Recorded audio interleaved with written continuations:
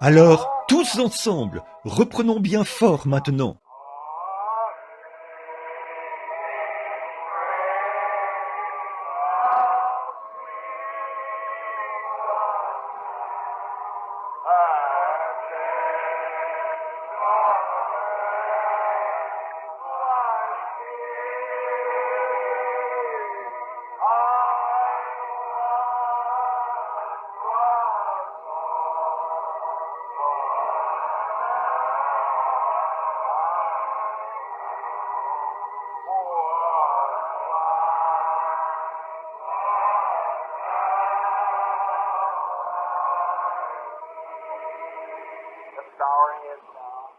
Courbons la tête maintenant.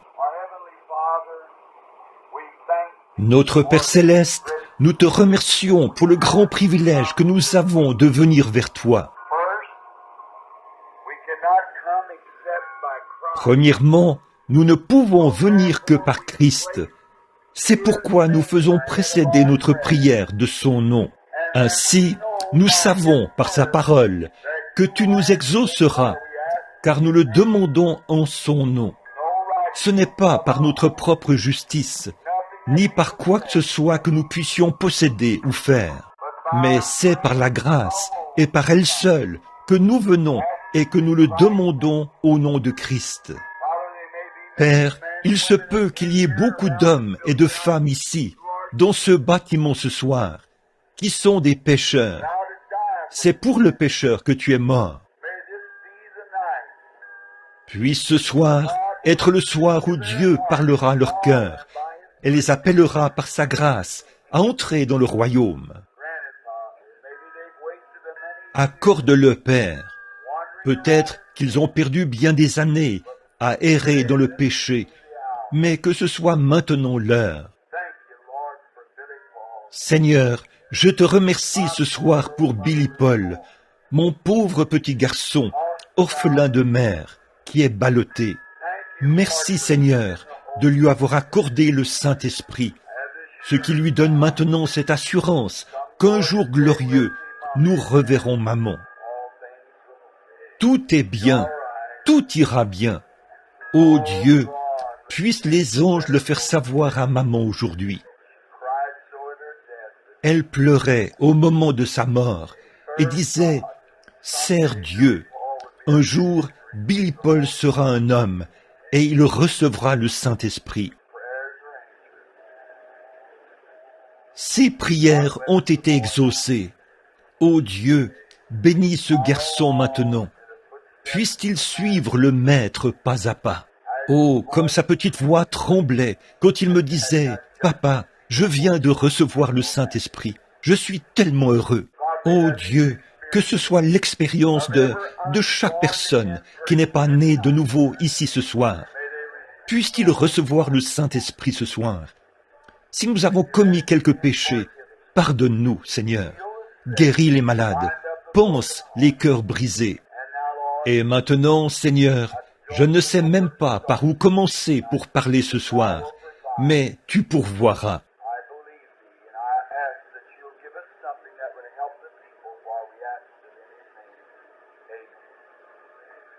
Je crois en toi, et je te prie de nous donner quelque chose qui aidera les gens, car nous le demandons en son nom. Amen. Juste pour lire un peu ici dans l'Écriture, j'aimerais prendre Ésaïe 35, car mes paroles failliront, mais la parole de Dieu ne faillira jamais. Par conséquent, aucun service n'est complet s'il n'est pas précédé de la lecture de l'Écriture. Le désert, les pays arides se réjouiront, la solitude s'égayera et fleurira comme un narcisse. Elle se couvrira de fleurs et tressaillira de joie, dans des chants d'allégresse, cris de triomphe, et la gloire viendra au Liban. Lui sera donnée la magnificence du Carmel et de Saron. Ils verront la gloire de l'Éternel, la magnificence de notre Dieu. Fortifiez les mains languissantes et affermissez les genoux qui chancellent. Dites à ceux qui ont un cœur troublé, prenez courage, ne craignez point. Voici votre Dieu. La vengeance viendra. la rétribution de Dieu.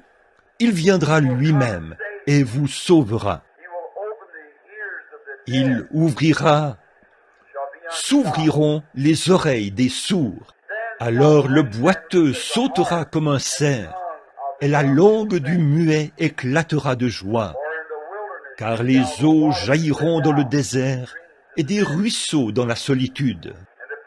Le mirage se changera en étang, et la terre desséchée en source d'eau. Le repaire qui servait de gîte aux chacals croîtront des roseaux et des joncs. Il y aura là un chemin frayé, une route, la voie sainte. Nul impur n'y passera. Elle sera pour eux seuls. Ceux qui la suivront, même les insensés, ne pourront s'égarer. Sur cette route, point de lion, nulle bête féroce ne la prendra. Nul ne s'y rencontrera. Les délivrés y marcheront, là. Les rachetés de l'Éternel retourneront. Ils iront à Sion avec chant de triomphe, et une joie éternelle couronnera leur tête. L'allégresse et la joie s'approcheront. La douleur et les gémissements s'enfuiront. Puisse le Seigneur ajouter ses bénédictions à la lecture de sa parole. Ce soir, si Dieu le veut, je veux vous parler juste quelques instants. Je vais surveiller ma montre ici pour ne pas vous garder trop longtemps ce soir. Après les réunions de cette semaine où j'ai essayé de montrer aux gens qu'il n'y a pas lieu d'avoir peur, la pire chose que le diable peut mettre sur vous, c'est la crainte. Si vous aviez même un cancer et que vous ne craigniez pas, que vous croyez que Dieu vous guérirait, vous ne seriez pas trop mal en point. Dieu s'en occuperait. Si vous étiez malade ou quoi que ce soit et que vous ne craigniez pas. Donc, la crainte est l'une des pires choses que Satan peut mettre sur une personne. Et cette semaine, j'ai essayé de démontrer par l'Écriture qu'un homme né de nouveau du royaume de Dieu n'a rien à craindre. En Jésus-Christ, vous êtes à l'abri, en parfaite sécurité. Tous ceux que le Père m'a donnés, a-t-il dit, viendront à moi. Nul ne peut venir si le Père ne l'a appelé. Le Père doit le conduire jusqu'à moi, et je ne mettrai pas dehors celui qui vient à moi. Et tous ceux, personne ne peut les ravir de la main de mon Père. Personne n'est plus grand que lui. Celui qui écoute mes paroles et qui croit à celui qui m'a envoyé a la vie éternelle. Il ne vient point au jugement, mais il est passé de la vie, de la mort à la vie. Celui qui mange ma chair et qui boit mon sang a, non pas aura, mais a, au présent, la vie éternelle. Et je le ressusciterai au dernier jour. N'attristez donc pas le Saint-Esprit de Dieu, par lequel vous avez été scellés jusqu'au jour de votre rédemption. Voilà, c'est ça, scellés et mis à part, jusqu'au jour de votre rédemption. Non pas d'un réveil à l'autre, mais jusqu'au jour de votre rédemption. Oh, combien le Saint-Esprit est venu ce matin et nous a bénis alors que nous en parlions. Il nous a retenus ici jusqu'à 13h30 ce matin, alors qu'on était là depuis 9h30. Oh, combien il nous a bénis. Maintenant, ce soir, je veux parler de... Ésaïe a dit ici, il y aura là un chemin frayé et une voie sainte. Maintenant, je veux parler de la voie de Dieu. La voie de Dieu qui a été préparée pour nous. Maintenant, si j'allais à New York, la meilleure chose que je puisse faire ne serait pas de chercher à connaître ma position géographique et de me diriger vers le nord. Mais la meilleure manière de faire serait de me procurer une carte et de suivre la carte, pas vrai? Le chemin frayé, sinon j'aurais des ennuis. Il n'y a pas de raccourci dans le royaume de Dieu. Vous savez, si nous essayons de prendre un raccourci, nous finirons par nous retrouver quelque part dans un étang et nous nous enliserons. Et c'est ce que nous faisons quand nous quittons l'ancienne grande route de Dieu. Dieu a frayé un sentier, une voie. Quand les enfants d'Israël sont sortis du pays d'Égypte, ils ont suivi le sentier de Dieu. Ils menaient jusqu'à la mer Rouge. C'est étrange que le sentier de Dieu mène dans cette direction-là, mais son sentier passait à travers la mer. Alors, quand le moment de la confrontation est venu, et qu'Israël s'est trouvé là, devant la mer. Le sentier de Dieu passait à travers la mer. Alors Dieu a baissé les regards à travers la colonne de feu, et la mer a pris peur. Elle s'est retirée, et Israël a traversé à pied sec. Le sentier de Dieu passait à travers cela. Puis Dieu les a conduits directement au désert, à la source de Mara, l'eau amère. N'est-il pas étrange que Dieu mène ses enfants aux eaux amères? Mais ils avançaient tous sur la route. Mais puisqu'il était là, le remède contre les eaux amères se trouvait sur la rive. Moïse a coupé un arbre, l'a jeté dans l'eau et elle est redevenue douce. Certains passent par les eaux, certains passent par les fleuves, certains passent par de dures épreuves, mais tous passent par le sang. C'est comme ça que Dieu conduit ses enfants, le sentier de Dieu, la voie pourvue par Dieu. Si les enfants d'Israël avaient un tant soit peu cherché à dévier et à contourner par ce chemin-ci, ils auraient eu des ennuis. Il leur fallait suivre la nuée de feu, la colonne de feu qui les conduisait. C'est cela qu'ils suivaient. Et si l'Église ce soir ne suit que la colonne de feu, le Saint-Esprit, vous arriverez à Canaan, c'est sûr et certain. Dieu a une voie, c'est une voie à laquelle il a pourvu. Il y a deux voies qu'un homme peut suivre. Il peut suivre sa propre voie ou suivre la voie de Dieu. C'est soit la bonne voie, soit la mauvaise voie. Et votre voie, c'est toujours la mauvaise voie. La voie de Dieu, c'est la bonne voie. Et vous ne pouvez pas suivre votre propre voie et la voie de Dieu en même temps. Alors, vous devez abandonner votre propre voie pour que Dieu puisse régner sur vous. C'est vrai, Dieu pourvoit d'une voie. L'homme a toujours voulu tracer sa propre voie. Dans le jardin d'Éden, Dieu a conçu l'homme de sorte qu'il n'ait absolument besoin de rien. Dieu a fait de lui un être parfait.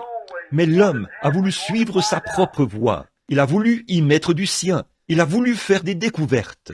Ainsi donc, aussitôt qu'il est tombé, nous avons vu cela cette semaine, alors que nous étudions les Écritures. Il s'est fabriqué une religion. Il n'a pas attendu que Dieu lui en donne une. Il en a fabriqué une lui-même. Mais il a vu que sa religion, sa couverture, ne faisait pas l'affaire. C'est ainsi qu'a toujours été l'homme. Il veut suivre sa propre voie. Mais Dieu avait un moyen. Alors l'homme a cousu des feuilles de figuier dont il s'est couvert, lui et sa femme. Mais quand il s'est retrouvé devant Dieu, il a vu que ça ne ferait pas l'affaire. Et je vous le dis, mes amis, il y a eu beaucoup d'hommes, et il y en a encore ce soir, qui, une fois au bout du chemin, découvriront que cette petite religion superficielle à laquelle vous vous accrochez ne fera pas l'affaire. À moins d'être né de nouveau, rien d'autre ne fera l'affaire. Jésus a dit, si un homme ne naît d'eau et d'esprit, il n'entrera point dans le royaume. Aucunement, peu importe s'il est méthodiste, baptiste, presbytérien, peu importe qui il n'y entrera pas tant qu'il ne sera pas né d'eau et d'esprit. Être né signifie qu'il a été changé. Pour qu'il naisse, il lui faut mourir, premièrement. Donc, vous devez mourir à vous-même et naître de nouveau en Jésus-Christ. C'est vrai. Maintenant, je veux vous faire remarquer qu'il s'est retrouvé en train de chercher à se frayer son propre chemin. Nous avons vu ce matin comment Caïn a essayé de se frayer un chemin. Il a apporté des pommes, des poires, des pêches et des citrouilles, ou peu importe ce que c'était. Il les a déposées sur l'autel et a dit, « Voilà, Seigneur, j'ai bâti un autel, j'ai bâti une église, je suis un bon membre d'église. Voyez, je vais à l'église tous les jours, je suis venu ici et j'ai bâti l'autel, j'y ai déposé le sacrifice. Maintenant, je vais m'agenouiller et prier. Et maintenant, Seigneur, je veux que tu m'acceptes. » Mais Dieu l'a rejeté. Et ce même vieil esprit religieux vit dans l'Église aujourd'hui. C'est exactement la même chose. Il est religieux au possible, et il ne connaît pas plus Dieu qu'un Hottentot ne peut connaître une nuit égyptienne. Vous savez que c'est la vérité. Les esprits religieux, n'allez pas croire que Staline est l'Antichrist. La Bible dit, les deux esprits seraient tellement proches, au point de séduire, s'il était possible, même les élus. Nous voyons que Judas Iscariote est venu là, puis il est allé prêcher l'évangile et s'est réjoui.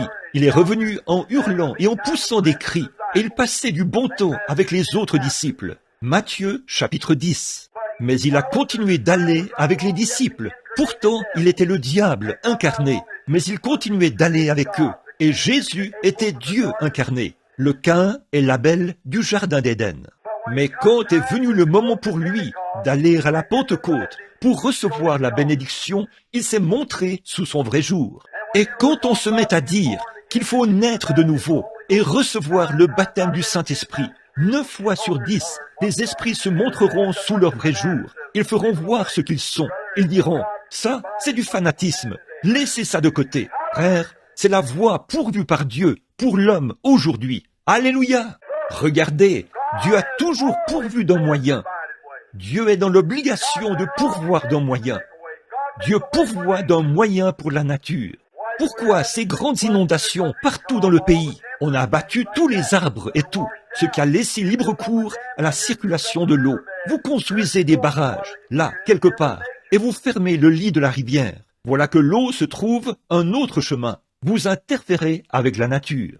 Dieu avait pourvu d'une voie. C'est ça la cause des inondations. Tout ce que Dieu a fait est parfait. Et chaque fois que l'homme s'en mêle, il rend ces choses imparfaites. C'est vrai.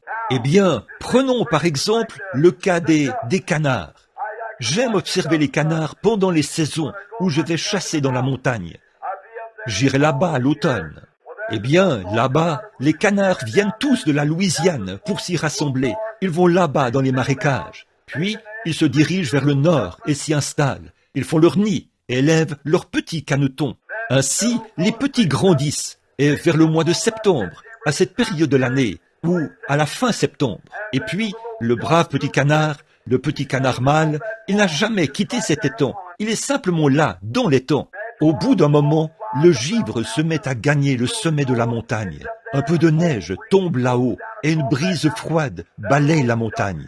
Ce petit canard ressent cela. Eh bien, il n'a jamais été ailleurs que sur cet étang. Il n'a pas encore un an. Il lève la tête, pointe son petit bec en l'air, file au milieu de l'étang et se met à faire coin, coin. Tous les canards de l'étang viennent vers lui. Chaque canard de l'étang sait qu'il est né chef. Et sans boussole ni rien, ce petit canard prend son envol, quitte cet étang et se dirige tout droit vers la Louisiane, vers les rizières, directement là-bas. On dirait que les chrétiens devraient avoir un peu de cet instinct de canard, de toute façon, n'est-ce pas? C'est vrai, très bien. Pourquoi? Vous dites, c'est l'instinct. Non, ils suivent la voie pourvue par Dieu. Dieu leur a donné un moyen, un instinct pour les y conduire. Et ils croient cela. Mais Dieu donne à l'homme le Saint-Esprit et il le rejette. Il a sa propre manière de faire. Mais Dieu a pourvu d'un moyen pour nous. Alléluia! Je me sens un peu religieux ce soir, après ces quelques soirées de réveil. Remarquez, voilà, oui monsieur, ce petit canard ira là-bas. Et je vais vous dire autre chose. Vous allez consulter le journal. On vous dit, demain, il fera beau temps. Alors, vous allez à la chasse et là, vous voyez les lapins s'installer bien bas dans l'herbe. Ne vous fiez pas aux journaux. Observez cette vieille truie prendre du foin du versant nord de la colline pour l'apporter là-bas, sur le versant sud de la colline, et se faire un lit sur le versant sud de la colline. Elle en sait beaucoup plus que tous les commentateurs de journaux du monde. C'est vrai. Elle a un instinct. Elle se déplace vers le côté sud pour se mettre à l'abri de ce vent froid du nord qui arrive. Oh là là! Si un porc a assez de bon sens pour se protéger de la brise, qu'en est-il de vous qui avez le Saint-Esprit? Alléluia! C'est ça votre instinct. Oui, monsieur. Dieu leur a donné un instinct. C'est la voie pourvue par Dieu pour eux. Ils vivent selon la voie pourvue par Dieu. Prenez une fleur qui meurt et qui disparaît dans le sol. Ce n'est pas sa fin. Elle reviendra à la vie. Dieu a pourvu d'un moyen pour elle, et elle y croit. Dieu a toujours pourvu d'un moyen. Parfois, le chemin ne passe pas par des choses agréables. Parfois, il passe par des difficultés. Mais c'est la voie pourvue par Dieu. C'est Dieu qui le fait. De toute façon, une fois, il a placé un homme sur la voie pourvue par Dieu. Cet homme a été obligé de passer par la fosse au lion. Mais il suivait la voie pourvue par Dieu. Et Dieu l'en a fait sortir. Alléluia! Je vois d'ici des enfants hébreux assis là-bas à Babylone un matin. Ils avaient refusé de se prosterner devant une idole. C'est vrai, ils avaient dit, nous ne le ferons pas. Jouez de la musique autant que vous voulez et sonnez vos cornets et vos trompettes. Mais nous ne nous prosternerons pas devant votre idole. Alléluia! Donne-nous plus de Shadrach, de Meshach et d'Abednego. Oui, monsieur, qui ne se prosterneront pas devant vos choses du monde. Nous n'avons pas à nous plier devant ça. Dieu nous a rendus libres par le Saint-Esprit. Alléluia! Oui, monsieur. Eh bien, je vois là-bas, un matin. Braquons nos caméras là-bas un instant. Observons pour voir. D'ici, je vois ces garçons là-bas, un matin. On avait dit, eh bien, écoutez, le roi a dit, toute personne qui ne se prosternera pas, nous la jetterons dans la fournaise ardente. Et un soir, ils sont allés prier jusqu'à exaucement. Le lendemain, quand le signal était donné pour qu'ils se prosternent devant la statue, eh bien, ils ont tourné le dos à cela. Il est donc venu et leur a demandé, « Messieurs, avez-vous fait cela ?» « Oui. » « Eh bien, nous allons chauffer la fournaise 7 fois plus qu'elle ne l'a jamais été. » Alors, n'est-ce pas étrange? Il y avait là une passerelle qui menait à l'entrée de la fournaise. Tout Babylone était flamboyant ce matin-là. Le feu ronflait. Je vois d'ici le roi Nebuchadnezzar, tel l'homme moderne d'aujourd'hui, s'asseoir là et dire « Maintenant, nous allons faire brûler toute cette religion du Saint-Esprit qui est en ces gars-là. » Oh oui, ne pensez pas que le diable ne vous brûlera pas. Il le fera certainement. Mais souvenez-vous, le Saint-Esprit est lui-même un feu. Maintenant, je veux vous faire remarquer que le chemin de Dieu menait directement à cette passerelle. Je vois d'ici Shadrach, Meshach, Abednego marcher vers la mort. J'entends Shadrach dire, « Abednego, as-tu prié jusqu'à exaucement ?»« Oui. »« Alors, tout va très bien. Es-tu sûr que tu marches dans la voie de Dieu ?»« Oui, monsieur. Dieu a dit dans sa parole que nous ne devons pas nous prosterner devant des idoles, et nous ne le ferons pas. Dieu est capable de nous délivrer de cette fournaise ardente, mais s'il ne le fait pas, ça nous est égal. Nous ne nous prosternerons pas. Nous suivons la voie que Dieu a pourvue. J'entends quelqu'un dire, « Êtes-vous vraiment sûr que vous vous retrouvez dans la voie pourvue par Dieu ?» Oui. Alléluia. Certains disent, « Eh bien, ne pensez-vous pas que tous ces gens-là pourraient avoir raison plutôt que vous ?» Non, monsieur, la Bible dit, et nous nous en tenons à cela. Et les voilà qui continuent de gravir la passerelle. La chaleur intense était presque, elle a même tué les hommes qui les amenaient. Ils étaient presque sur le point d'y entrer. Dieu n'avait pas dit un mot. Ils continuaient de suivre la voie pourvue. Ils se sont avancés jusqu'à l'entrée de la fournaise. À peu près au moment où ils se préparaient à entrer dans la fournaise ardente, vous savez, je vois un tableau terriblement sombre ici devant moi, en ce moment même. Des hommes qui essaient d'être fidèles à Dieu, qui suivent la voie pourvue par Dieu, et les voilà sur le point d'être brûlés. Quel tableau! Remarquez, chaque fois qu'il se passe quelque chose ici en bas, il se passe quelque chose là-haut, au même moment. Regardons un peu là-haut pour voir ce qui se passe. Je le vois là, debout, vêtu de ses vêtements princiers. Alléluia! Je vois venir premièrement de sa droite un grand et puissant ange du nom de Michel. Il y en a un là-haut, le saviez-vous? Je peux l'entendre arriver en courant à côté de lui et dire « Maître !» Je le vois tirer son épée de son fourreau comme ceci et dire « As-tu jeté un coup d'œil là-bas, à Babylone, ce matin ?» Il y a des hommes qui suivent la voie pourvue par Dieu. Il y a des hommes qui sont prêts à sceller leur témoignage ce matin. Nos frères sont sur le point d'être brûlés. Je peux l'entendre dire « Permets-moi d'aller là-bas. Je vais changer le tableau. » Je crois qu'il aurait pu le faire. Je le crois. Je peux l'entendre dire « Non, je ne peux pas te laisser y aller. Gabriel, tu as toujours été ou plutôt Michel, tu as toujours été un très bon ange. Va et remets ton épée dans le fourreau. Mets-toi là, au garde à vous. Voici venir un autre ange du nom d'Absinthe. C'est lui qui rend les eaux amères. Le voici qui s'avance et dit « Maître, regarde là, en bas. Toutes les eaux sont sous mon contrôle. Tu m'en as remis le contrôle lors de la destruction antédiluvienne. Et j'ai inondé le monde entier, tout le monde, sauf Noé et les siens. Alors a-t-il dit, permets-moi d'aller là-bas, et je vais inonder Babylone, de sorte qu'elle soit rayée de la carte. Je peux l'entendre dire, Absinthe, tu en es capable, c'est vrai, mais je ne peux pas te permettre d'y aller. C'est un travail qui n'est réservé qu'à un homme. Oh, je le vois qui se lève, comme ça. Les voilà, sur le point de faire le dernier pas. Je le vois qui tend la main, là, et dit un gros orage, suspendu quelque part là-bas. Viens ici! Oh là là! Et il lui a obéi. Je le vois, je l'entends dire, vent d'Orient, du Nord, d'Occident et du Sud. Venez ici transporter cet orage. Je vais vous chevaucher comme des chevaux. Je vais m'asseoir sur cet orage ce matin, comme sur un char. Je descends moi-même à Babylone. Alléluia.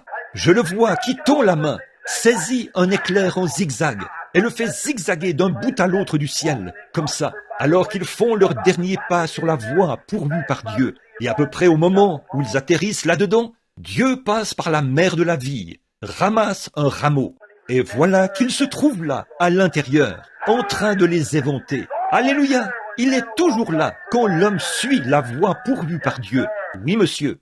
Une fois, il y avait un vieux prédicateur charlatan, un vieux prédicateur de la sainteté là-bas, il y a longtemps, du nom de Noé. Il disait, vous savez, il pleuvra, un orage viendra. J'entends d'ici les gens aller partout et dire, dites donc, avez-vous entendu ce vieil exalté là-haut? Il a dit, il pleuvra. Eh bien, il n'a jamais plu sur la terre. Et il pleuvra? Comment? D'où viendrait cette eau? Eh bien, allons examiner cela par la science pour voir s'il y a de l'eau là-haut. Eh bien, non, il n'y a pas d'eau là-haut. Qu'est-ce qui ne va pas? Ce vieux prédicateur n'a plus toute sa tête. Mais Dieu avait dit que cela arriverait. Dieu avait dit, Noé, prépare une arche pour le salut de ta maisonnée, pour le salut des tiens. Et Noé avait eu assez de bon sens pour le faire. C'est tout. Il était allé préparer l'arche. J'entends d'ici quelques-uns là, à cet endroit, qui parlaient un jour, là-bas dans la zone commerciale.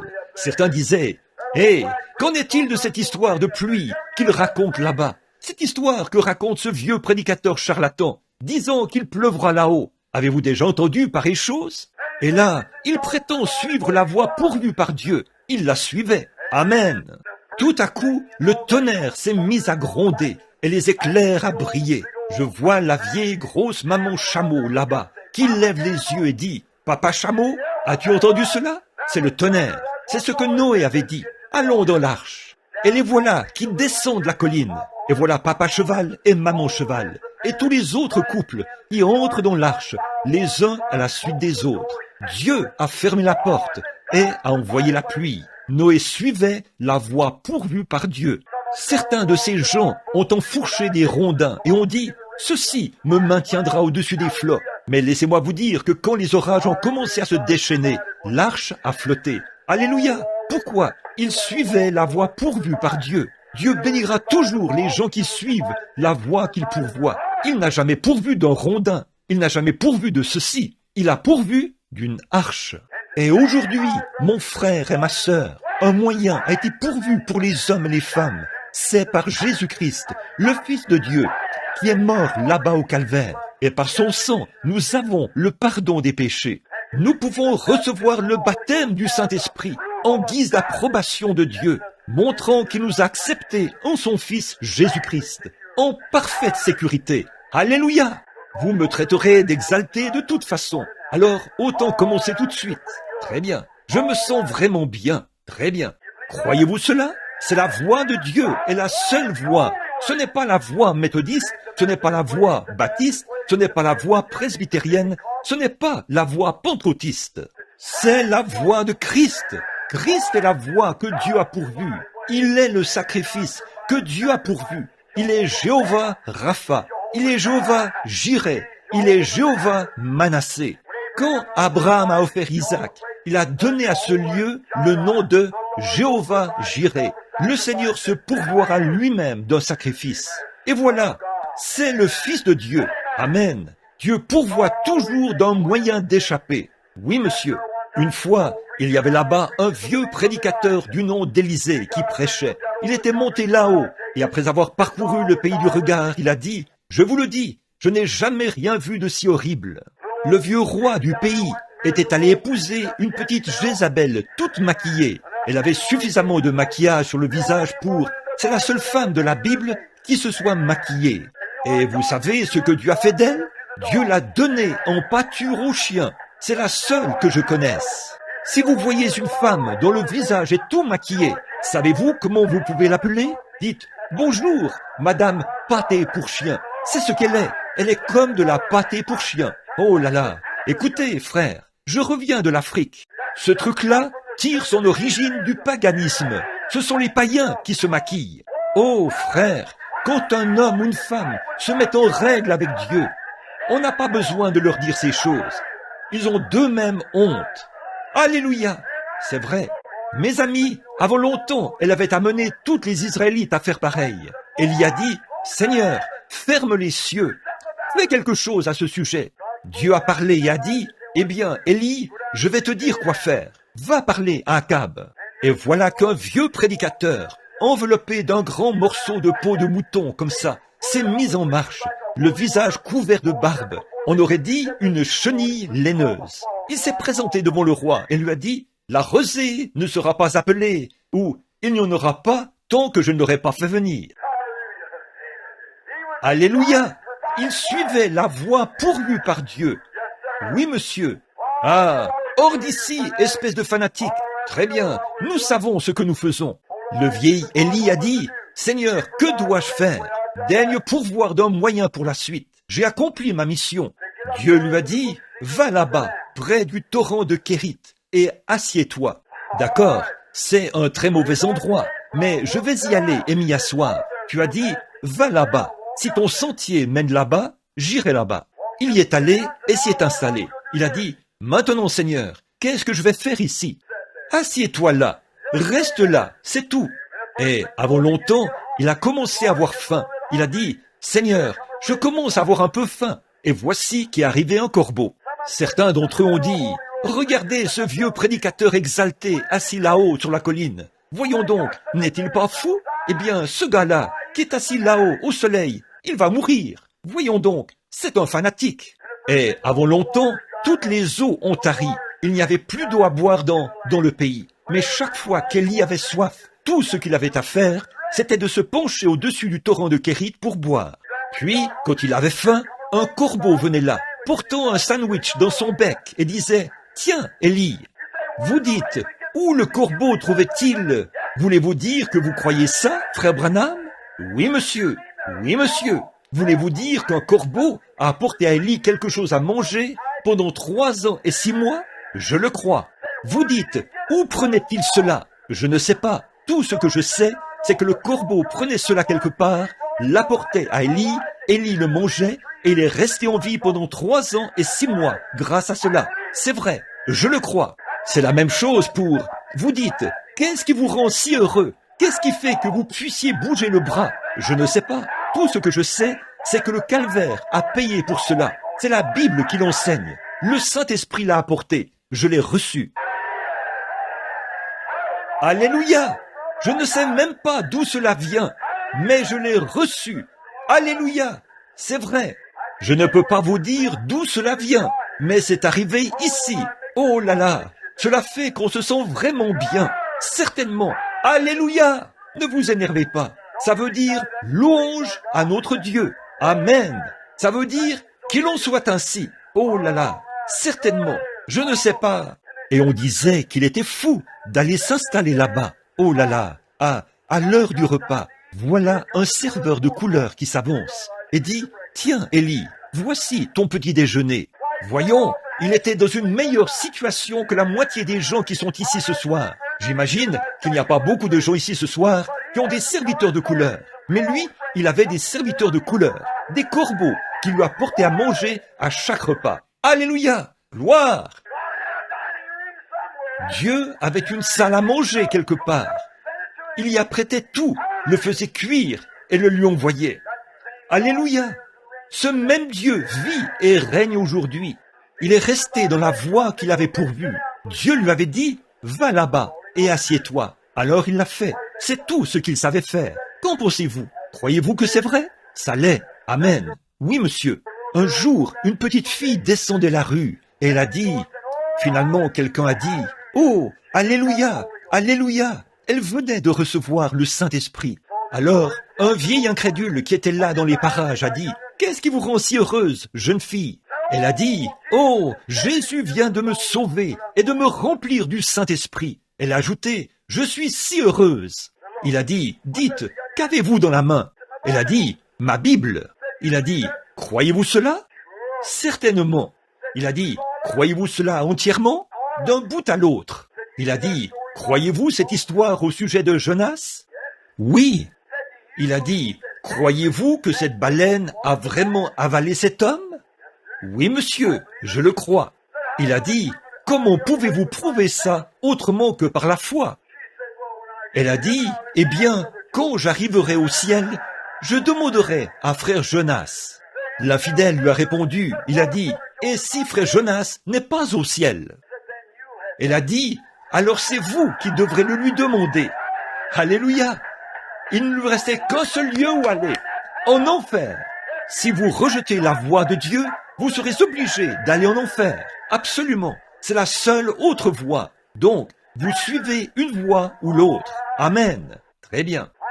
Je peux le voir là-bas, assis là-haut, et les corbeaux qui lui apportent à manger. Il est redescendu là-bas. Un jour, il a descendu la colline, et Dieu a dit, « Maintenant, le point d'eau est à sec. Je veux que tu ailles là-bas, chez une veuve. » C'était tout un endroit pour un prédicateur. Dieu lui avait dit d'y aller. C'était ça, la voie pourvue. Il s'est rendu là-bas, et elle n'était pas israélite non plus. Non, elle ne l'était pas. Et elle a marché là-bas, et il a descendu la colline. Et pendant qu'il descendait la colline, il a rencontré une brave veuve debout dans la cour, en train de rassembler ses morceaux de bois. Il a dit, « Entre et donne-moi quelque chose à manger. Apporte-moi aussi de l'eau. » Elle a dit, « L'Éternel est vivant, et ton âme ne mourra jamais. J'ai tout juste assez de farine à la maison pour faire un petit gâteau pour mon fils. Je suis en train de ramasser ces 2 morceaux de bois pour cuire ce gâteau. Lui et moi le mangerons, après quoi nous mourrons. » Il a dit, « Apporte-moi d'abord un peu d'eau, puis fais cuire le gâteau et apporte-le-moi. » Alléluia. Que va-t-elle faire? Voilà la voie pourvue par Dieu. Cherchez premièrement le royaume de Dieu et toute sa justice. Vous dites, « Frère Bill, ma mère a quitté la maison. Mon mari ne veut plus vivre avec moi. » Cherchez premièrement le royaume de Dieu et sa justice. Alléluia. Toutes ces autres choses seront données par-dessus. C'est vrai. Comment ferais-je, frère Bill? Allez-y, faites-le. Jésus a dit, suis-moi. C'est vrai. Gardez votre œil en bon état. Très bien. Elle est très vite entrée. Elle a pris ces 2 morceaux de bois et les a croisés. Vous connaissez la vieille manière indienne de croiser les morceaux de bois? C'était la croix, certainement. Et c'est au beau milieu de cette croix qu'on allumait le feu. C'est là qu'on allumait le feu, dans ce four à galettes. Elle a apporté la galette, l'a donnée au prédicateur. Il s'est tenu là et l'a mangée. Il a dit, « Maintenant, retourne en faire une pour toi et ton gars, ton fils. Car ainsi dit le Seigneur, le pain ne se videra pas. Et la cruche ne sera pas à sec, jusqu'au jour où Dieu enverra la pluie sur la terre. » Alléluia! Quoi? Parce qu'elle avait premièrement cherché le royaume de Dieu, parce qu'elle avait suivi la voie pourvue par Dieu. Dieu l'a récompensée. Croyez-vous cela? Oui, monsieur. Une fois, une femme avait perdu son frère. Il s'appelait Lazare. Oh, c'était un brave garçon. Elle avait de la peine à l'idée de ne plus le revoir. Il est mort. Elle avait envoyé chercher son pasteur, ou l'évangéliste, c'est-à-dire Jésus. Elle était sortie d'une église, et elle avait renoncé à tout ce qu'ils avaient. Elle avait envoyé chercher Jésus pour qu'il vienne et prie, mais il avait tout bonnement poursuivi son chemin. Elle l'avait de nouveau envoyé chercher. Il avait tout bonnement poursuivi son chemin. Il a dit, « Je ne fais rien que le Père ne m'ait montré. » Le Père lui avait déjà montré que Lazare allait mourir. Il est venu au bout d'un moment, après environ 3 ou 4 jours. Il a dit, « Lazare est mort. Et à cause de vous, je me réjouis de ce que je n'étais pas là. Mais je vais le réveiller. » Ainsi donc, ayant appris que Jésus venait, elle est allée à sa rencontre. C'était la voie pourvue par Dieu, aller à la rencontre de Jésus. C'est vrai, ça l'est toujours. Quand vous avez de l'affliction dans votre foyer, allez à la rencontre de Jésus. Quand vous avez la maladie dans votre foyer, allez à la rencontre de Jésus. Vous avez des chagrins dans votre foyer, allez à la rencontre de Jésus. Alléluia! Si vous avez besoin de quoi que ce soit, allez à la rencontre de Jésus. Allez à sa rencontre. Il a tous les remèdes. Il a tout. Il n'a pas le remède. Il a la solution. Amen. Alors, elle est allée à sa rencontre et elle est tombée à ses pieds. Une fois, elle avait lu une histoire au sujet d'une femme. Il y a longtemps dans la Bible. C'était une Sunamite. Elle se souciait beaucoup d'un prédicateur du nom d'Élisée. Alors, elle avait aménagé une petite chambre là, sur le côté de sa maison. Il y avait mis un lit, un chandelier, un siège et tout. Élisée était arrivé là et il avait vu toute cette bonté qu'elle avait eue pour le prédicateur. Elle lui avait payé la dîme et tout, vous savez. Alors, il a dit, va lui demander, va voir ce que nous pouvons faire pour elle. S'il me faut parler au roi, ou au chef de l'armée. Elle a dit, j'habite au milieu de mon peuple et tout va bien. Il a dit, très bien, va lui demander ce que je peux faire. Géasi a dit, elle est stérile, elle n'a pas d'enfant. Il a dit, va lui dire, ainsi dit le Seigneur, vers cette époque de l'année, à la période de la vie, elle aura un fils. Et elle l'a eu. L'enfant a grandi jusqu'à l'âge de 11 ou 12 ans. Un jour, vers midi, il était dans les champs avec son papa. Je crois qu'il a eu un coup de soleil. Il s'est mis à crier « Ma tête, ma tête !» Il a envoyé l'un des serviteurs avec l'enfant, le petit garçon. On l'a installé sur les genoux de sa mère. À midi, il est mort. Quel endroit approprié! Elle l'a porté et l'a couché sur le lit du prédicateur, là où le prophète s'était couché. Un bon endroit où aller. Elle l'a couché sur le lit du prédicateur. Elle a dit « Selle-moi un mulet maintenant. Avance et ne t'arrête pas en route sans que je te le dise. » J'aime ça. Avancez et ne vous arrêtez pas. Continuez simplement à avancer. C'est vrai. Le problème, c'est que nous nous arrêtons pour parler à trop de gens. Nous nous arrêtons trop pour fêter ensemble, en société. Nous avons trop de telle et telle chose. On organise une soirée de couture, vous savez. On fait de la couture et on parle de mademoiselle Untel. Vous savez comment ça se passe. Toutes ces choses se retrouvent dans l'église, alors que vous devriez vous débarrasser de toutes ces distractions et avoir un réveil à l'ancienne mode, envoyé par Dieu, prier jusqu'à exaucement, jusqu'à revenir d'aplomb, jusqu'à ce que le ciel descende et que le Saint-Esprit vienne comme un vent impétueux et remplisse le lieu et les gens. Amen. Voilà ce qu'il nous faut. Elle a dit, ne t'arrête pas. Et son mari a dit, cet homme n'est pas au Carmel. Il a dit, ce n'est ni nouvelle lune, ni sabbat. Elle a dit, ça va aller. Elle voulait aller voir le prophète. Alors, elle a poursuivi son chemin. Élisée a regardé au loin et a dit, voilà cette Sunamite qui arrive. Quelque chose ne va pas chez elle. Je ne sais pas ce que c'est. Elle est arrivée en trombe. Et il a dit, te portes-tu bien? Ton mari et ton enfant se portent-ils bien?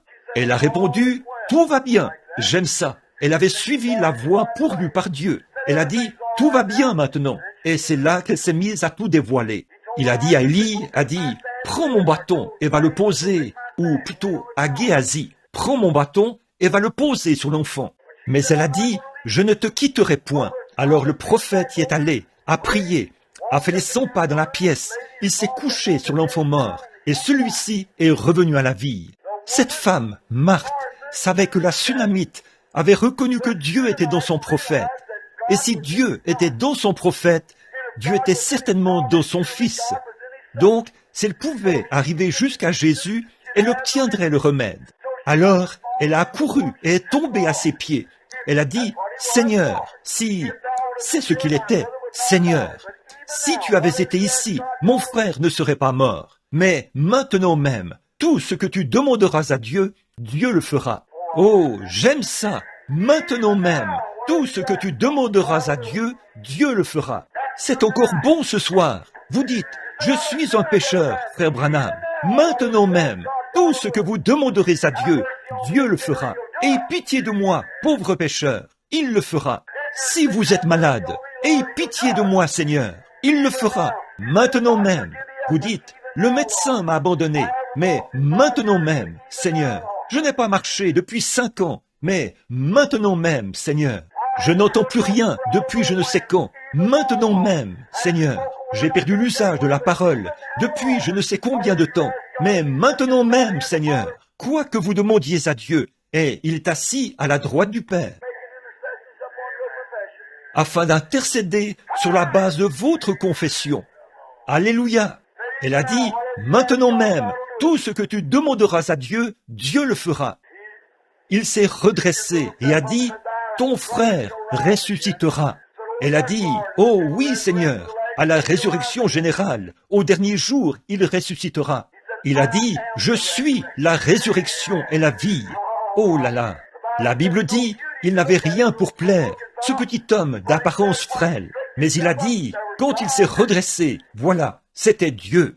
Il a dit, maintenant, ton frère va ressusciter. Il a dit, je suis la résurrection et la vie, a dit Dieu. Celui qui croit en moi vivra, quand même il serait mort. Quiconque vit et croit en moi ne mourra jamais. Crois-tu cela? Elle a dit, oui Seigneur, je crois que tu es le Fils de Dieu, qui devait venir dans le monde. Il a dit, Où l'avez-vous mis? Et il s'est mis en marche vers la tombe. Jésus a pleuré. Il n'y a pas longtemps, une femme a dit, une très brave femme, une femme de la science chrétienne, qui ne croyait pas que Jésus avait la divinité. Elle croyait qu'il était un prophète. Elle croyait qu'il était un brave homme, mais qu'il n'était pas né d'une vierge. Il nie la naissance virginale. Non seulement cela, mais un sondage a montré que 85% des prédicateurs protestants des États-Unis prétendent que la naissance virginale est une imposture. C'est vrai.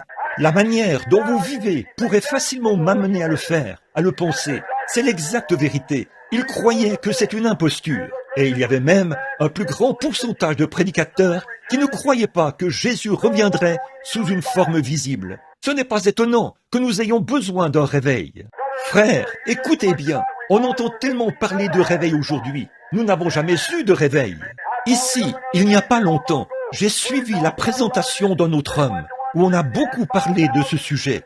Selon ce qu'il disait, il est allé dans une ville et là, il avait eu 5000 conversions. Nous avons fait un suivi juste après son passage. Pas moi, un groupe de ministres. Ils ont pris leurs coordonnées pour faire le suivi avec ces gens. Et 30 jours après son passage, ils n'ont pas pu en trouver 30 qui prétendaient être sauvés. Vous savez ce que je pense? Je pense qu'il s'agit de la conviction plutôt que de la conversion. C'est-à-dire quand un homme naît de nouveau de l'Esprit de Dieu. Ce qu'il nous faut aujourd'hui, ce n'est pas une réunion de réveil, mais un réveil à l'ancienne mode.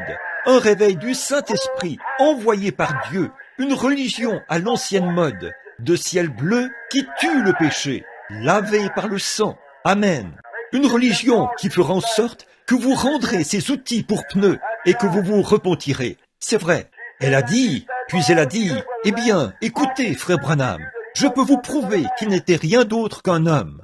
J'ai dit, allez-y. Si vous pouvez me prouver qu'il n'était pas Dieu, alors je l'accepterai. Elle a dit, non, il n'était pas divin, il n'était qu'un homme. Et je peux prouver par la Bible qu'il n'était qu'un homme.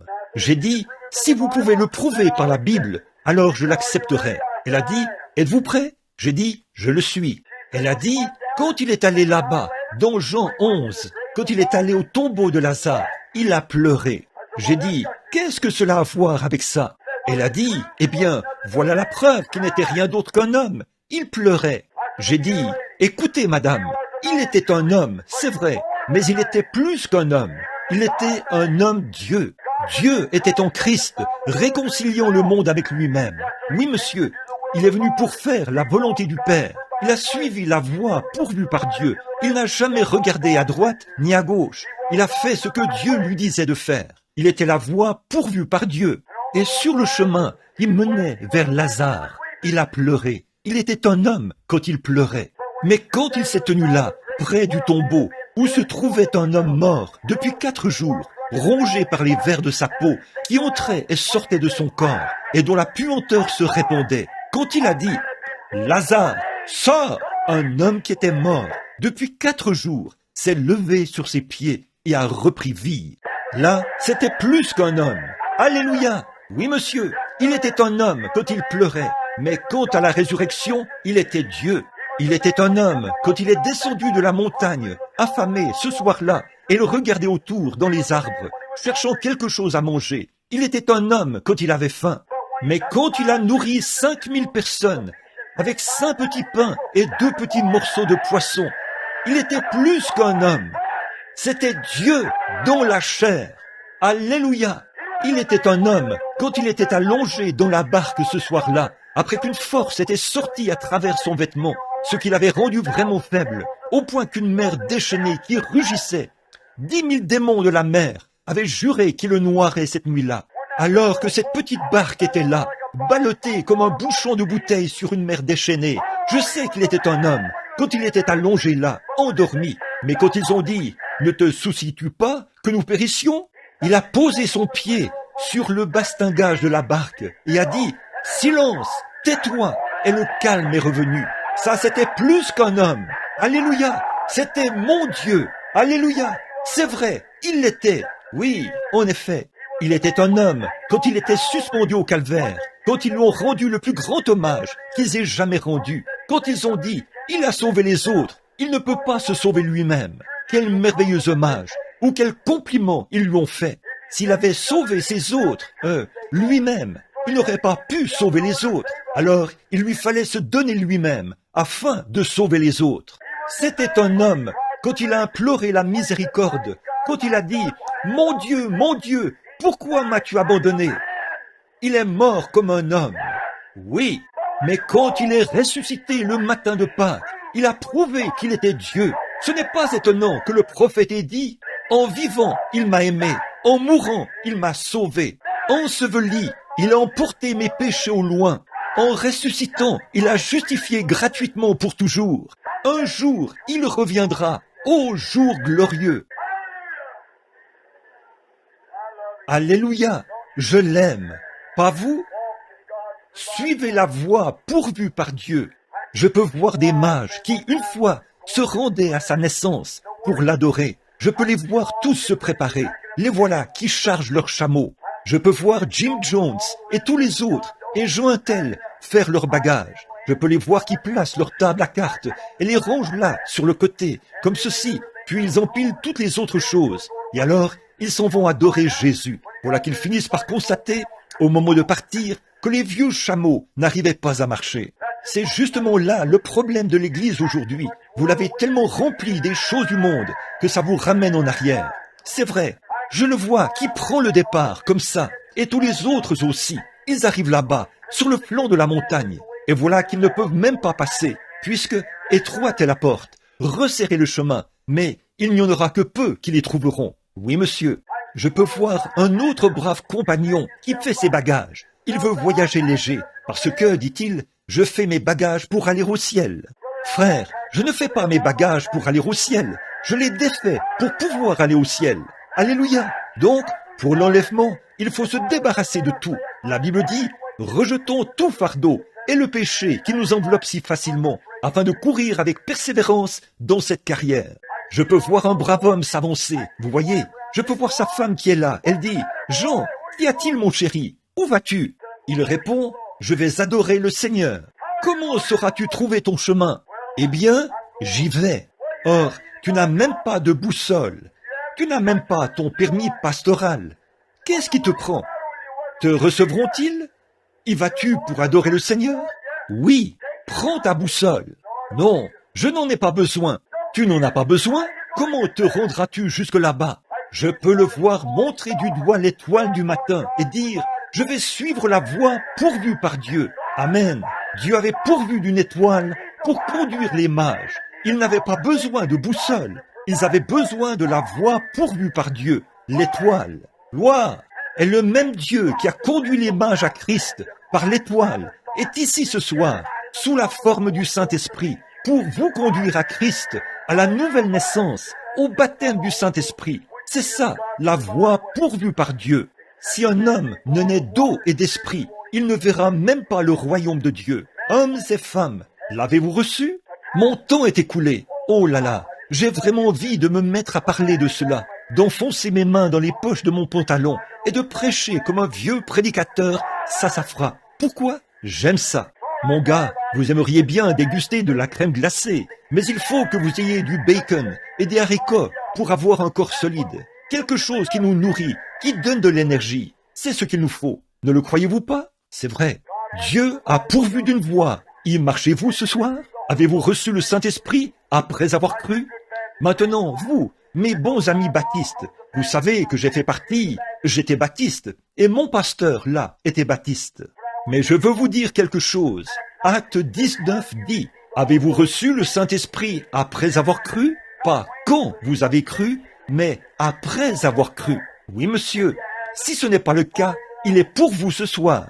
Dieu a pourvu d'une voie. Frères, sœurs, n'essayez pas d'utiliser votre propre voie. N'utilisez pas la voie des feuilles de figuier. N'enfourchez pas un rondin, comme ils ont essayé de le faire lors de la destruction antédiluvienne.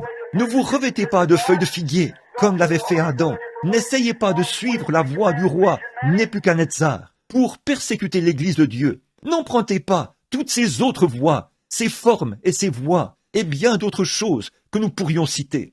N'y allez pas comme les pharisiens, qui étaient des gens très religieux, et qui disaient « Maintenant, écoutez, Nous sommes haut placés. S'il se passe quoi que ce soit, nous le saurons.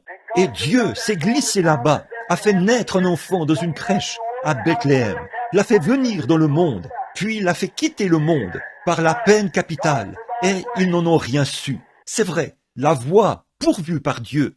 Oh, une fois, il y avait une femme, elle avait dépensé tout son argent. Alléluia! Les médecins ne pouvaient lui faire aucun bien. Et un jour, elle était sur le point de s'évanouir. Elle était atteinte d'une perte de sang depuis de très longues années. Et un jour, elle a entendu le bruit de rames provenant d'une barque. Elle a regardé, et la voie pourvue par Dieu était venue. C'est, oh là là, je peux la voir qui s'avance vers des baptistes très distingués. Les jours des miracles sont passés. Elle s'est simplement faufilée entre leurs jambes. Ils ont dû s'écarter du chemin.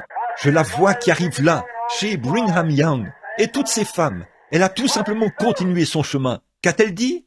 Je les entends dire, arrêtez-vous, où allez-vous? Puisque le médecin ne peut rien faire pour vous. Où allez-vous donc? Je vous ai vu là-bas, souffrant d'une perte de sang. Elle a dit, je suis la voie pourvue par Dieu. Où est-elle? J'espère que ce n'est pas de cet hypocrite-là que vous parlez. C'est là que ça se trouve. J'y vais de ce pas. Elle s'est frayée un chemin, ici et là, jusqu'à ce qu'elle arrive auprès de cet homme-là. Et il faisait partie de ce genre d'église-ci, de ceci et de cela. Et tous essayaient de la renvoyer. Mais elle s'est frayée un chemin jusqu'à Jésus. Certains d'entre eux lui ont dit, « Attendez un instant là, ma sœur. Si vous mangez de la viande, vous n'y parviendrez pas. » Elle suivait la voie pourvue par Dieu. Si vous n'avez pas saisi de serpent, vous n'y parviendrez pas.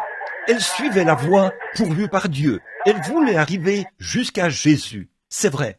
Je pense à David autrefois. Alléluia. Oui, monsieur.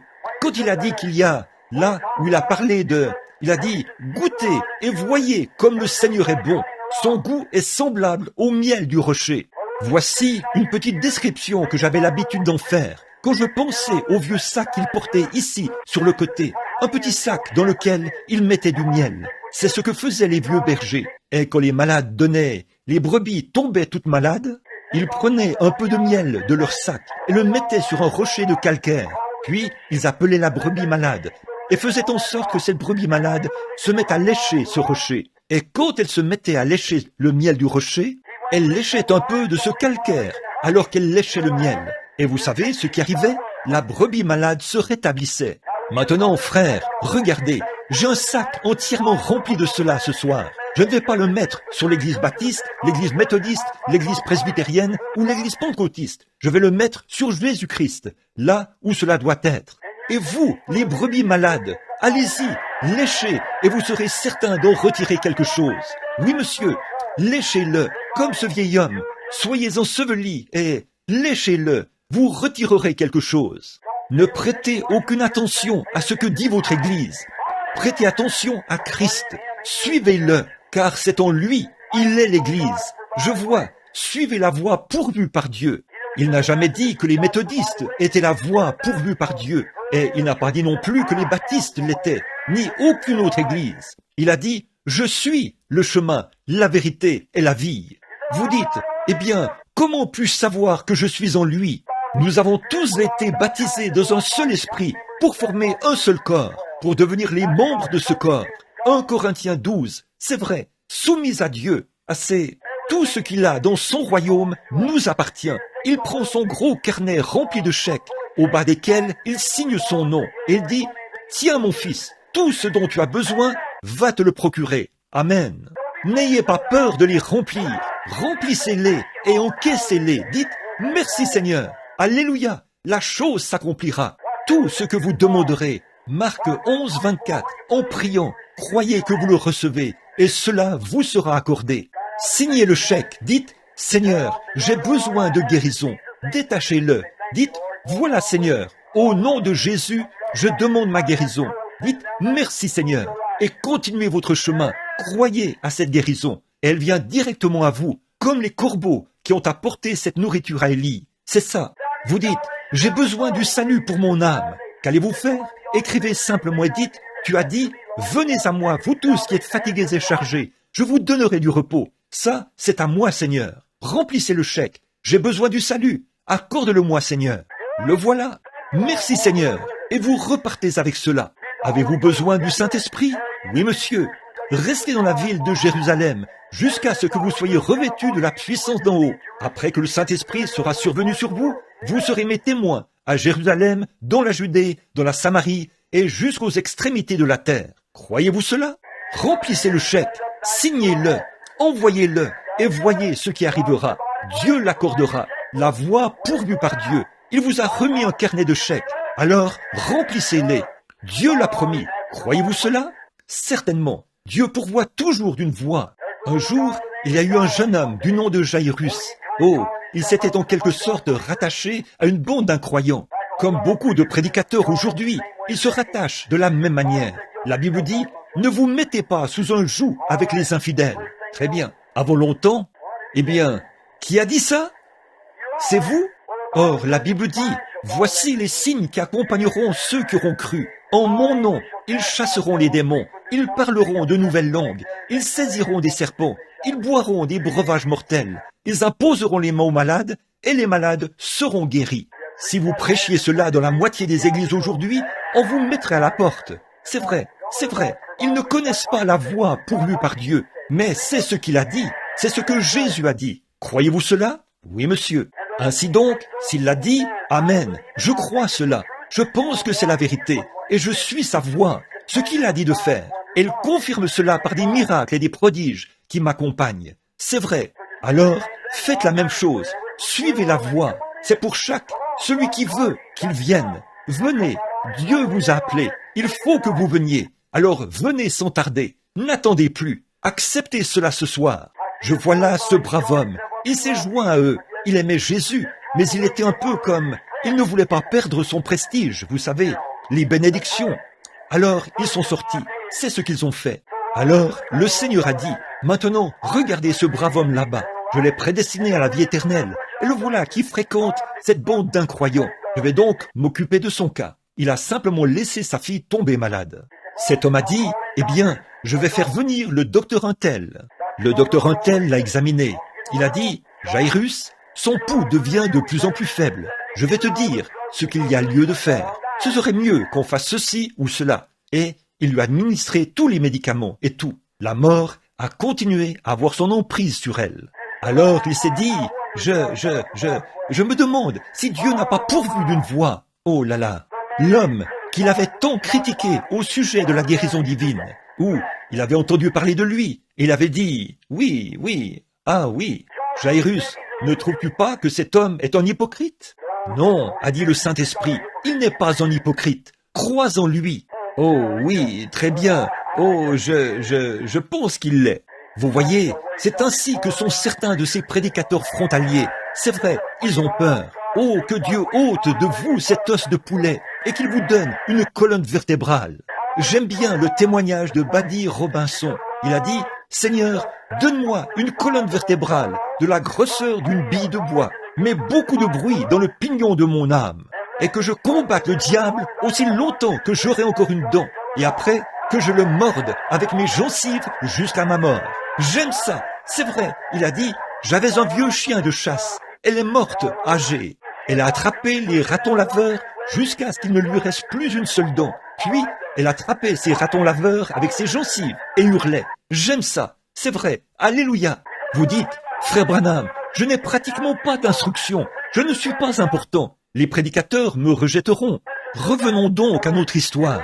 Ce qui compte, ce n'est pas la taille du chien dans le combat. C'est la taille du combat dans le chien. C'est ce qu'il en est aujourd'hui. Prenez une position ferme. Je ne vous compare pas à un chien, mais prenez une position ferme. C'est comme ce qu'a dit un vieux chef un jour, alors qu'il se préparait à partir. On a dit, « Comment ça va, chef ?» Il a dit, « Je vais vous dire, mon frère. » Il a dit, « Il y a deux chiens en moi. L'un est noir et l'autre est blanc. Le chien noir veut que je fasse le mal, et le chien blanc veut que je fasse ce qui est bien. » Il a dit, « Ils se battent et se querellent continuellement. » J'ai dit, « Chef, lequel des deux gagne ?» Il a dit, « Ça dépend de celui que chef nourrit le plus. » Ça aussi, c'est tout à fait juste. Oui, monsieur. Très bien, frère. Je vous le dis, ce dont le monde a besoin ce soir, c'est d'une bonne vieille secousse. Jairus a dit, « Attendez un instant, là. L'état de sa fille s'est aggravé. Le seul espoir qu'il leur restait pour qu'elle reste en vie, c'était d'aller voir Jésus. Elle Ils sont allés à la recherche de Jésus. Pendant qu'il était en route, je le vois qui s'avance là-bas. Et la femme venait d'être guérie de sa perte de sang. Le voilà qui s'avance et dit, « Ma fille est alitée en ce moment. Peu m'importe ce que dit le sacrificateur, ce que qui que ce soit dit. Veux-tu venir lui imposer les mains? Je crois que tu as la voix pourvue par Dieu pour sa guérison. Veux-tu venir lui imposer les mains afin qu'elle se rétablisse? » Il a dit, « J'irai. » Le voilà qui se met en route pour y aller. Tout à coup, voici qu'un homme arrive de sa maison au pas de course et dit, « Jairus, ne fatigue pas le maître, parce qu'elle est déjà morte. » Oh, oh là là, je peux voir son petit cœur bondir en lui, comme ça. Je peux voir le beau regard tendre de Jésus se diriger vers lui et dire, « Ne t'ai-je pas dit, ne crains point, et tu verras la gloire de Dieu. Il est la voie pourvue par Dieu. » Il y avait un vieil homme qu'on appelait l'aveugle Bartimée, et un jour, il était assis à la porte, à demander l'aumône. Il commençait à faire froid, c'était vers octobre. Il a entendu du bruit dans la rue. Qu'est-ce que c'est? Eh bien, a-t-il dit, ça c'est ce Jésus de Nazareth. Il n'a jamais fait attention, il a ôté sa robe, il ne l'a pas déposée par terre et repliée, vous savez, afin de pouvoir facilement la retrouver dans son état aveugle. Il a jeté sa robe par terre. Dieu avait pourvu d'une voie, et c'est ce qu'il suivait. Il y est allé en courant. Certains disaient, « Reste assis, il n'a pas de temps à perdre avec toi. » Il a crié encore plus fort, « Jésus, fils de David, aie pitié de moi, aie pitié de moi. » Il se frayait un chemin, « Aie pitié de moi, je sais que tu es la voie pourvue par Dieu pour mes yeux. Ô Seigneur, aie pitié de moi. » C'est vrai, un jour, j'ai lu une histoire au sujet de l'aveugle Bartimée. C'était une brève histoire. Ça disait qu'il était aveugle depuis des années. Il avait une petite fille qu'il n'avait jamais vue. Un soir, et il avait l'habitude d'aller s'asseoir là, dans la rue. Il avait un petit agneau. Autrefois, les agneaux conduisaient les aveugles, comme les chiens le font aujourd'hui. Les chiens conduisent les aveugles. On dressait des agneaux pour qu'ils conduisent les aveugles. Et là, quelqu'un a dit un jour que il avait 2 petites tourterelles. Elles faisaient des petites culbutes, comme ça, pour attirer l'attention des touristes qui allaient à Jérusalem ou dans la ville. Et il mettait des pièces de monnaie dans sa coupe. Il était aveugle. Alors un soir, sa femme est tombée très malade et il s'est adressé au Seigneur. Il a dit, « Seigneur, je n'ai rien. Je suis un homme pauvre. Je suis un aveugle. Je n'ai rien à te donner. Mais je te crois, Seigneur. Si seulement tu uses de miséricorde envers moi et que tu permets que ma pauvre femme reste en vie, demain, je t'offrirai ma tourterelle en sacrifice. » Cette nuit-là, le Seigneur a guéri sa femme. Le lendemain, par l'entremise d'un sacrificateur, il a offert les 2 tourterelles en sacrifice. Alors, il ne lui restait plus que l'agneau. Peu de temps après, sa petite fille est tombée malade. Les médecins ne pouvaient rien pour elle. Il a dit, « Seigneur, il ne me reste plus qu'une chose, a-t-il dit, c'est l'agneau. Mais si tu permets que ma petite fille, que je n'ai jamais vue, si seulement tu permets qu'elle se rétablisse, alors je t'offrirai mon agneau en sacrifice. » Et le Seigneur a guéri sa petite fille. Quelques jours plus tard, il a commencé à marcher dans la rue, et cet agneau le conduisait. Et Caïphe, le souverain sacrificateur, l'a abordé et a dit, « Aveugle Bartimée, où vas-tu » Il a dit, « Ô souverain sacrificateur, je vais au temple, cet agneau qui me conduit au temple, j'y vais pour l'offrir en sacrifice. » Oh, a-t-il dit, tu ne peux pas faire ça. Bartimée lui a dit, oui. Il a dit, tiens, voici de quoi payer le prix d'un agneau, va en acheter un.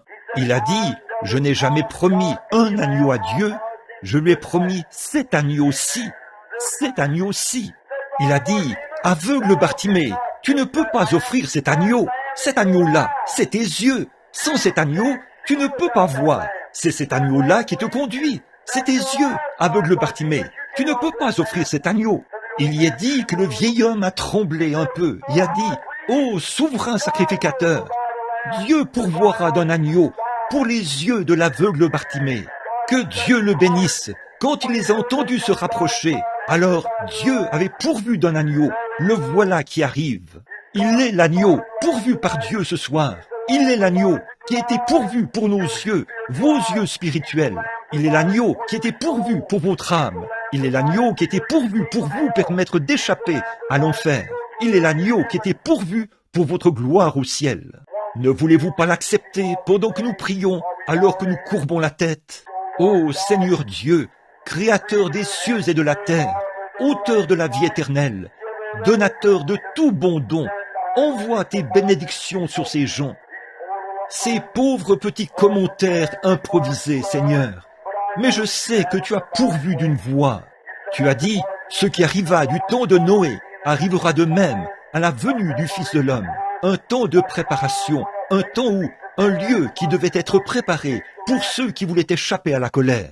Je prie, ô Dieu, que maintenant même, que cet agneau de Dieu qui avait été pourvu pour les yeux de l'aveugle, ou pour la femme atteinte de la perte de sang et qui avait arrêté sa perte de sang, l'agneau qui avait été pourvu pour Lazare qui était mort.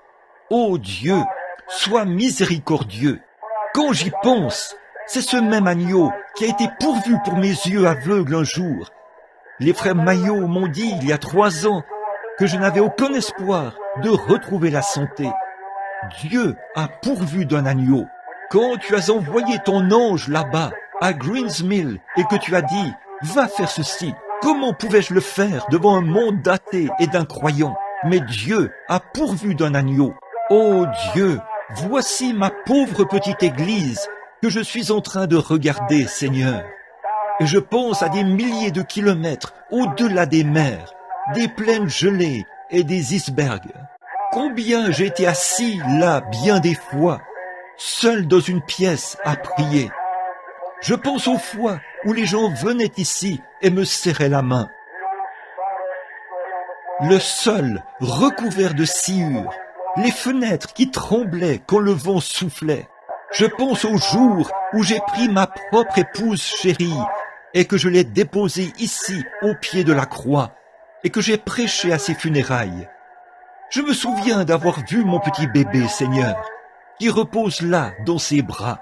Je me souviens du pauvre petit Billy Paul que tu as rempli du Saint-Esprit il y a quelques heures. Il était venu à sa tombe ce matin-là pour y déposer une fleur de Pâques et il s'est mis à pleurer. J'ai passé mon bras autour de ce petit garçon et j'ai dit « Dieu a pourvu d'un agneau, d'un sacrifice d'expiation. Un jour, cette petite tombe s'ouvrira, maman sortira, ta petite sœur aussi. Dieu a pourvu d'un agneau. Un de ces jours, ô Dieu, quand mon dernier sermon sera prêché, on m'étendra peut-être dans une pièce et je sentirai mon pouls monter le long de mon bras, la froideur de la mort envahir la chambre telle une marée, alors que la fenêtre sera ouverte et que les rideaux flotteront au vent. Ô Seigneur, fais venir le bateau de sauvetage. Je ferai mon dernier voyage. J'étendrai simplement le drap. Les paupières se fermeront et le drap me couvrira. Je veux marcher dans la vallée de l'ombre de la mort. Je veux arriver au Jourdain et dire « Écartez-vous de mon chemin » et m'écrier « Cède le passage, ô Jourdain, je traverse. » Seigneur, envoie-moi le bateau de sauvetage à ce moment-là. Reçois-moi. Veux-tu, Seigneur? Reçois-moi à ce moment-là. Veux-tu, Seigneur? Pas seulement moi, mais tous ceux qui sont ici veulent les recevoir à ce moment-là. Veux-tu, Seigneur? Accorde-le. Depuis lors, beaucoup d'entre nous ont traversé et sont retournés au paradis et vivront pour toujours. Père, s'il y a ici ce soir un homme ou une femme qui ne te connaît pas, qui ne sait rien de ce que ça vaut, qui n'est jamais né de nouveau, qui n'a jamais trouvé la voie pourvue par Dieu, puisse-t-il trouver cela maintenant même, alors que nous prions par le nom de Jésus-Christ. Avec la tête inclinée, mon ami pécheur, soyez bénis. Beaucoup sont à l'extérieur ou à l'intérieur. Le Saint-Esprit est ici. Avez-vous déjà accepté la solution de Dieu, la voie pourvue par Dieu pour vous? Il n'y a rien que vous puissiez faire pour le mériter. Dieu a pourvu de cela pour vous. Ne voulez-vous pas venir l'accepter? Ne le voulez-vous pas ce soir? S'il y a ici un ami pécheur, levez la main et dites « Frère Branham, priez pour moi. Je veux cet agneau pourvu par Dieu dans ma vie. » Nous n'avons pas assez de place ici, autour de l'autel, pour faire un appel à l'autel. Il n'y a pas de place. Alors je vous demande de simplement lever la main. Le ferez-vous, pécheur? Que Dieu vous bénisse, monsieur. Que Dieu vous bénisse, monsieur. Et que Dieu vous bénisse, sœur. Que Dieu vous bénisse. Et vous aussi, là-bas, au fond, une fois de plus, y a-t-il quelqu'un là-bas au fond? Là, à ma droite, maintenant, que Dieu vous bénisse, que Dieu vous bénisse, que Dieu vous bénisse. Quelqu'un d'autre pourrait-il lever la main et dire, souviens-toi de moi, ô Dieu, accorde-moi la grâce ce soir, la vie de ton agneau. Que Dieu vous bénisse, sœur. Je vous vois, vous qui êtes assises ici. Si vous êtes à l'extérieur, avancez-vous, posez les mains sur le panneau et dites, frère Branham, souvenez-vous de moi. Je veux la voir pourvue par Dieu.